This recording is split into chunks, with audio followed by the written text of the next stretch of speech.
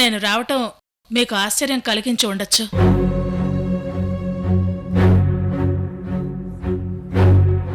కానీ రోజీ అంటే నాకెంత గౌరవమో మీకు తెలీదు.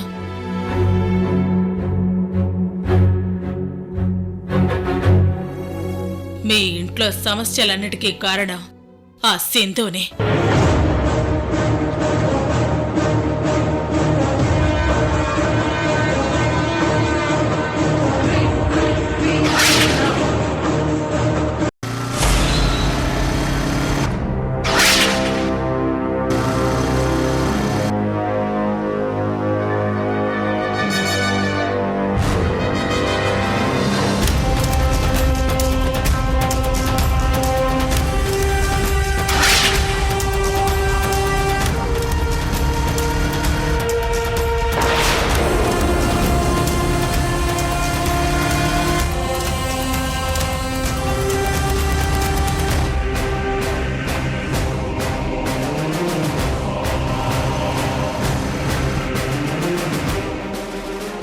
మ్యాటర్ తెలియక పాపం మేడం గారి ఇంట్లో వాళ్ళందరూ ఎంత బాధపడుతున్నారు.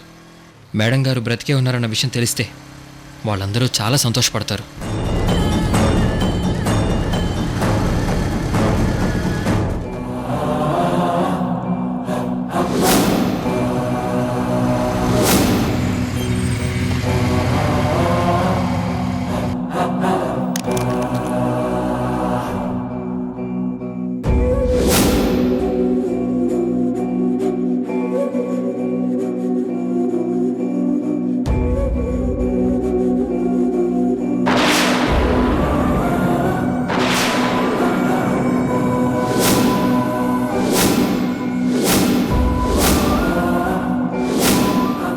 విషయాన్ని ముందు సార్కి చెప్తేనే మంచిది.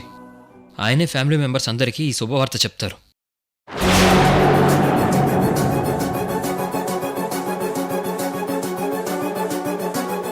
మీరు నన్ను చాలా తక్కువ అంచనా వేశారు, హేళన చేసి మాట్లాడారు. నా వల్ల ఏమీ కాదన్నారు. ఎవరికీ అనుమానం రాకుండా రోజీని సైలెంట్గా లేపేశానా లేదా?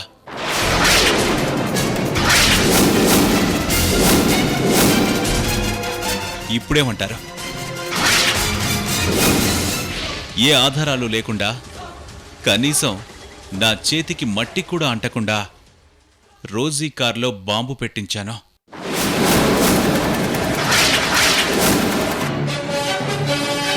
ఓ మై గాడ్, మేడం గారిని చంపాలని చూసింది సరేనా?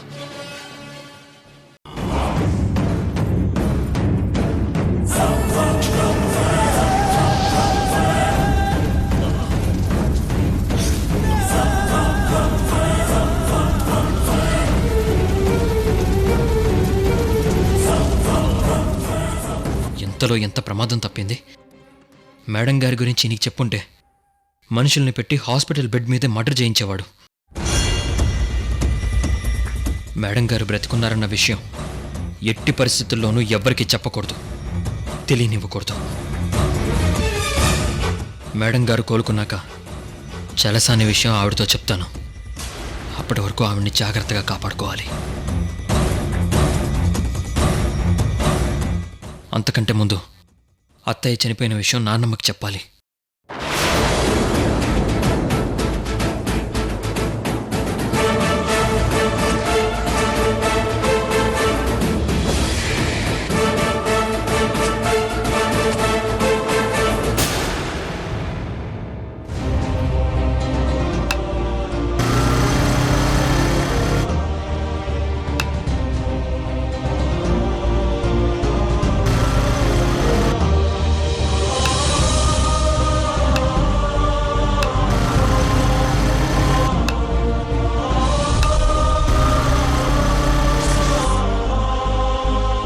ఉదయం నుంచి ఈ ముసలివాడి అవస్థలు చూడలేకపోతున్నాం మావా.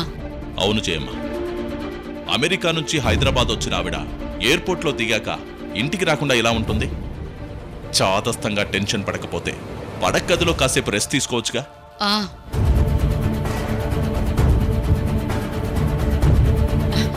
ఎరా ఏమిట్రా ఇంత లేటు? మీకోసం ఎంతసేపటి నుంచి ఎదురు చూస్తున్నానో తెలుసా? అత్తయ్య ఏదిరా? ఓహో, బిడియపడుతూ బయటే ఆగిపోయిందా ఏమిటి? ఉండు ఉండు, నేను పిలుచుకొస్తాను. ఆ. అత్తయ్య రాలేదు నానమ్మ. ఆ?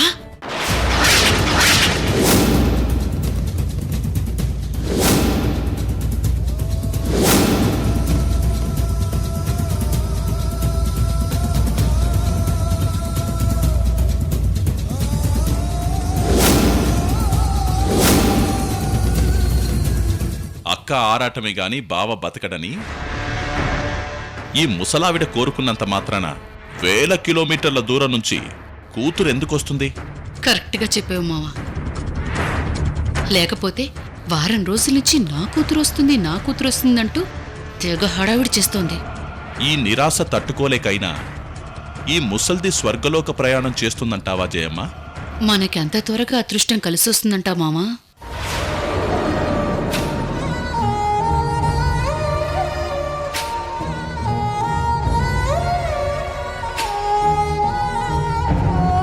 రే చెప్పరా, ఏమన్నా? నానమ్మ అది కాదు. ఆ? నీ చెప్పేది విన్న. చెప్పరా, ఏమన్నావు? నానమ్మ అది కాదు నానమ్మ. చెప్పరా, ఏమన్నావు చెప్పు. అది కాదు నానమ్మ, నేను చెప్పేది ఒకసారి విను నానమ్మ. వద్దు, నాకు తెలుసురా, అది రాదు. ఎంత వద్దామని బయలుదేరినా అది రాదు. అది చాలా కష్టంరా, కష్టమేరా. ఆఖరి నిమిషంలోనైనా ప్రయాణాన్ని రద్దు చేసుకుంటుంది.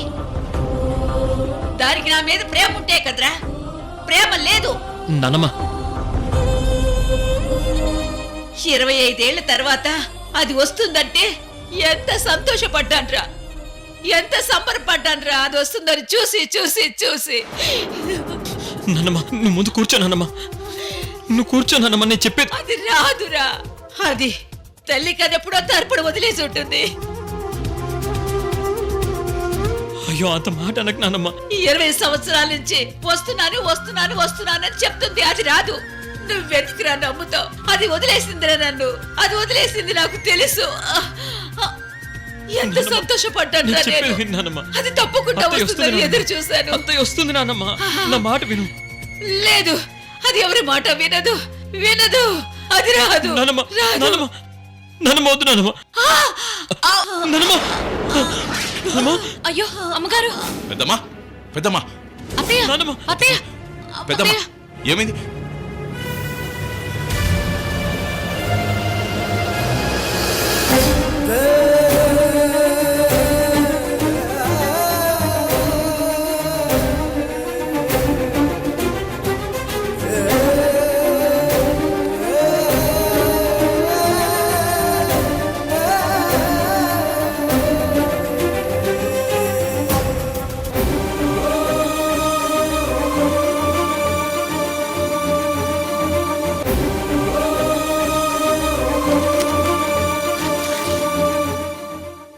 ఈ మెడిసిన్స్ తెప్పించి వాడండి. అలాగే డాక్టర్.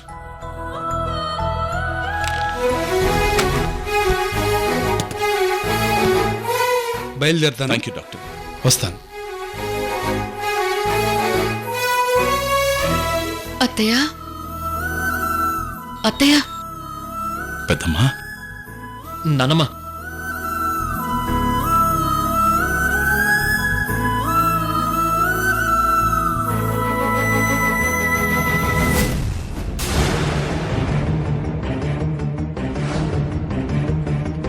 చెప్పేది పూర్తిగా వినిపించుకోకుండా అలా టెన్షన్ పడితే ఎలా నానమ్మ?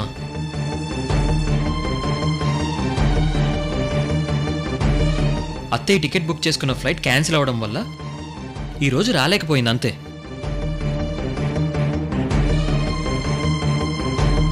మరిప్పుడు ఎలారా వినయ్? మళ్ళీ టికెట్ బుక్ చేసుకుంది. 2 రోజులు నీ కళ్ళ ముందు ఉంటుంది. నిజమా?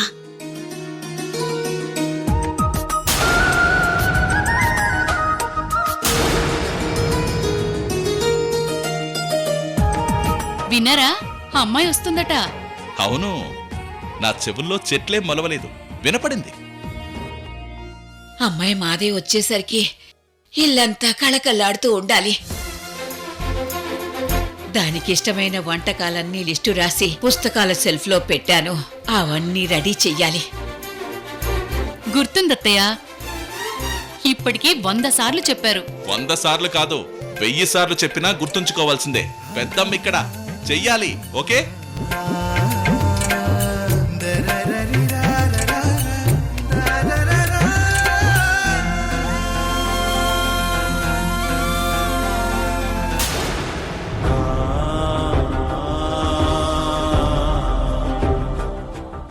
లేదన్న దారుణమైన నిజం నీకెలా చెప్పగలను నాన్నమ్మా? నిజం చెప్తే నువ్వు నాకు దక్కవు. ఈ అబద్ధాన్ని నేను ఎన్నాళ్ళు మోయాలి నాన్నమ్మా?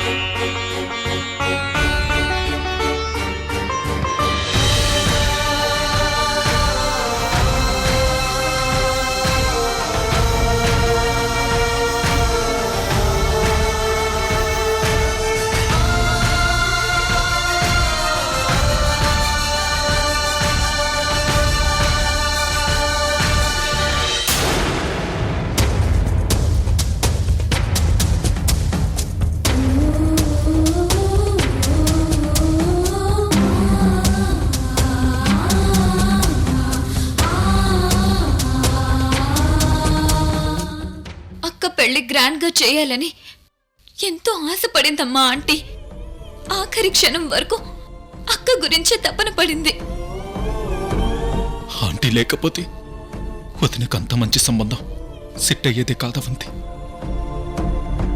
నిజమేనండి, ఆంటీ అక్కని జాబ్ లో జాయిన్ చేయబట్టేగా వినయ్ గారు పరిచయం అయ్యారు. లేదా వంతి ఈ పెళ్లి జరగదు.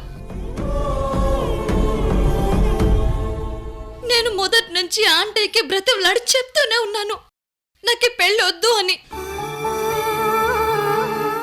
నాకు పెళ్లి అచ్చిరాదవంతి. ఆ ప్రస్తావన వచ్చినప్పుడల్లా ఏదో ఒక ప్రాబ్లం వస్తూనే ఉంటుందమ్మా. అయ్యో అక్క, ఎందుకలా నిరాశగా మాట్లాడతావు? కన్న తల్లిలా ప్రేమించి ఆంటీయే వెళ్ళిపోయాక నాకిక దేని మీద ఆశ కలగటం లేదవంతి. దిగులు పడకు సింధు. నువ్వు జీవితంలో సుఖ సంతోషాలతో స్థిరపడాలన్నది ఆంటీ కోరిక. జీవితాంతం నువ్వు ఒంటరిగా మిగిలిపోతానంటే ఆంటీ ఆత్మ సంతోషిస్తుందా?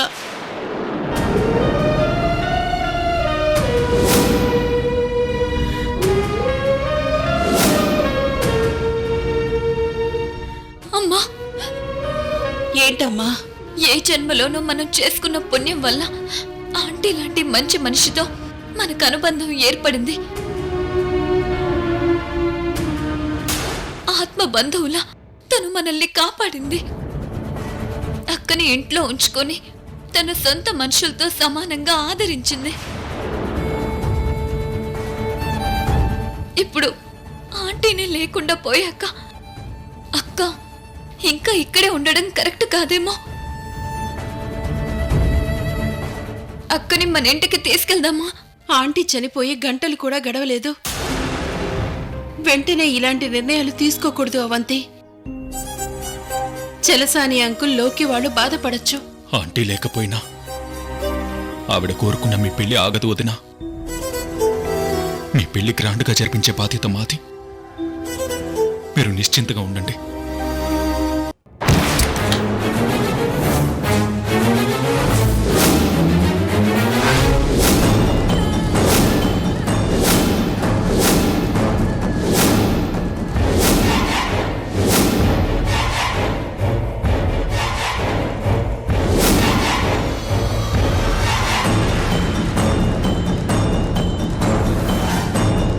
అమ్మ వాళ్ళతో పాటు ఇక నువ్వు కూడా బయలుదేరిసిందు.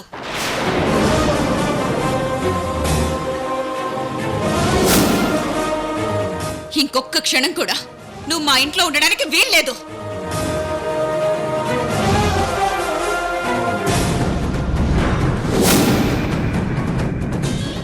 ఏంటమ్మా భార్గవి, ఏమైంది? ఇంకా ఏం జరగాలి? నిక్షేపంగా ఉన్న మా అమ్మను పొట్టన పెట్టుకుంది మీ పెద్ద కూతురు.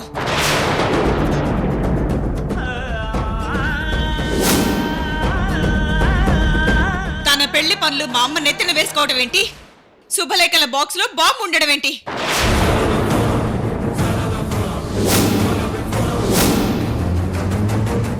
ఏం మాట్లాడుతున్నావు భార్గవి? ఉన్న మాటే చెప్తున్నాను. ఈవిడ గారిని ఇంట్లో తెచ్చిపెట్టుకున్నప్పటి నుంచి అన్ని గొడవలే.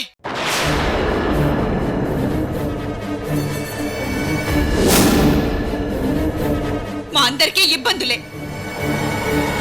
మా అమ్మని పంపించేయమని ఎన్నిసార్లు చెప్పినా వినలేదు.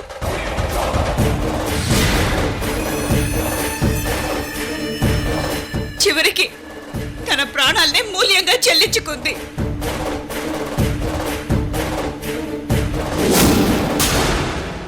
మీ అమ్మాయి మా ఇంట్లో అడుగు పెట్టకముందే స్వామీజీ మమ్మల్ని హెచ్చరించారు, అరిష్టం మా ఇంట్లో అడుగు పెడుతుందని.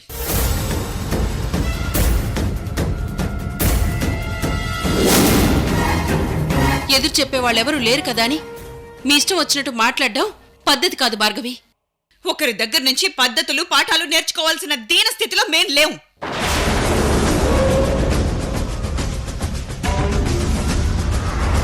మీరేమైనా అనుకోండి భరత్, సింధుతో మేము ఇన్నాళ్ళు అనుభవించిన మెంటల్ టార్చర్ చాలు, ఇక భరించలేం. తనని మీతో పాటు తీసుకెళ్ళిపోండి. మేము ఆస్తిలో పేదవాళ్ళం అయి ఉండొచ్చు కానీ ఆత్మాభిమానంలో కాదండి.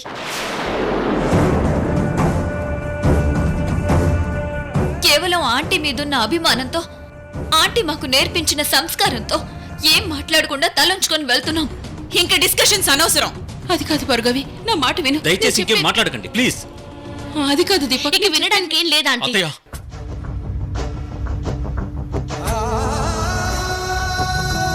మీరేం మాట్లాడకండి. వదినని తీసుకుని మనం వెళ్తున్నాం.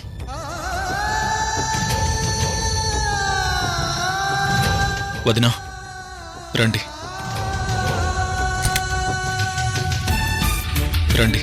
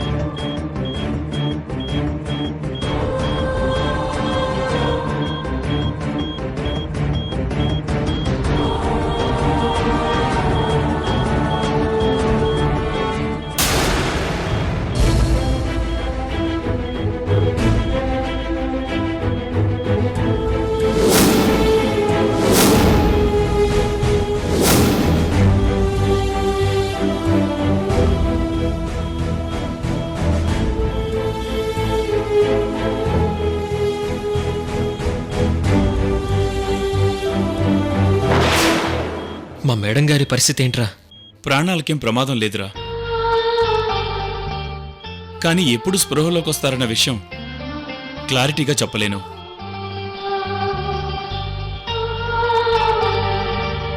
ఓకేరా డాక్టర్, పదండి. అలాగే.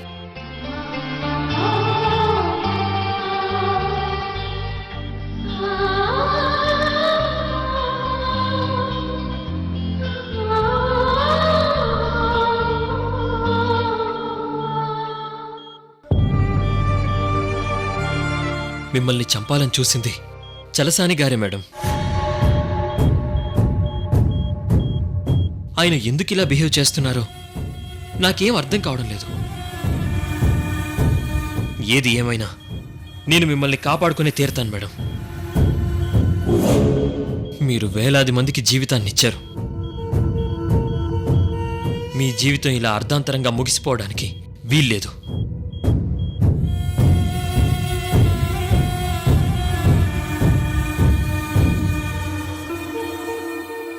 ఆ రోజు నేను పాండు ఆటో ఎక్కాను కదండి, ఆటో పాడైందని ఒక చోట ఆపాడు.